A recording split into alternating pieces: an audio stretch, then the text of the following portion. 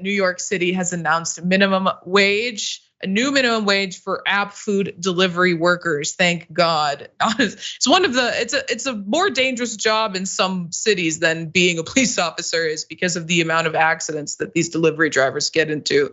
But let's get into the facts of what's going on here. From CNN, Manhattan's 60,000 food delivery workers currently make on average about $7.09 an hour, according to a news release from the city, explaining the new pay rate will allow them to eventually earn at least $19.96 an hour.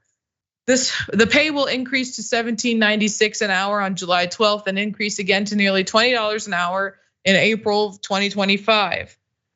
In a statement, our delivery workers have consistently delivered for us. Now we are delivering for them, New York City Mayor Eric Adams said. The new minimum pay rate, up by almost $13 an hour, will guarantee these workers and their families can earn a living, access greater economic stability, and help keep our city's legendary restaurant industry thriving. Of course, the delivery companies are not happy about this. They would like to be able to pay these drivers $0 if they could. I'm sure they would do that. So it's nice to see some government step up and demand that they pay them fairly. But of course, they're not happy. They made some statements to CNN.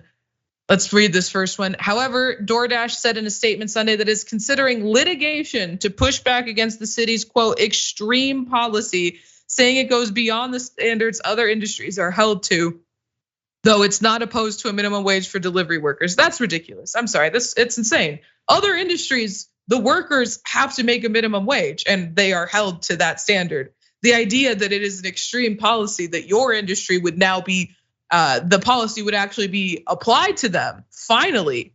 The idea it's extreme is ridiculous. Let's keep going though. We got another one here. Today's deeply misguided decision by the DCWP ignores the unintended consequences it will cause and sadly will undermine the very delivery workers it seeks to support, a spokeswoman for the company said. Given the broken process that resulted in such an extreme final minimum pay rule, I'm gonna pause right there. Extreme? That's bare $17 an hour and even $20 an hour in New York City is not that much money. The cost of living there is absurd. That is almost still too little money to be giving them. It's, I don't know, Ben, this is just making me so angry to read. Yeah, I mean, obviously they get tips on top of that, but agreed, the cost of living in New York is very, very high. And this is quite the move by Adams.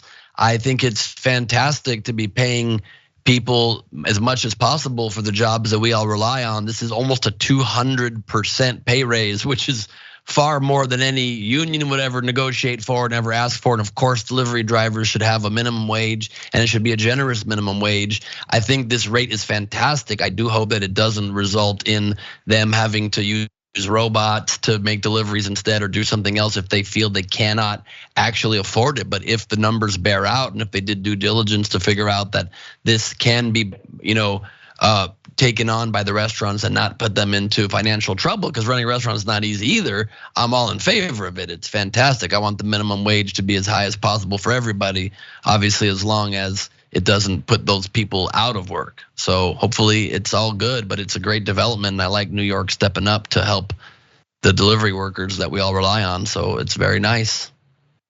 Right, and Uber Eats apparently is not going to step up and help these workers, or they're upset that it's happening because we have this statement that they made to CNN.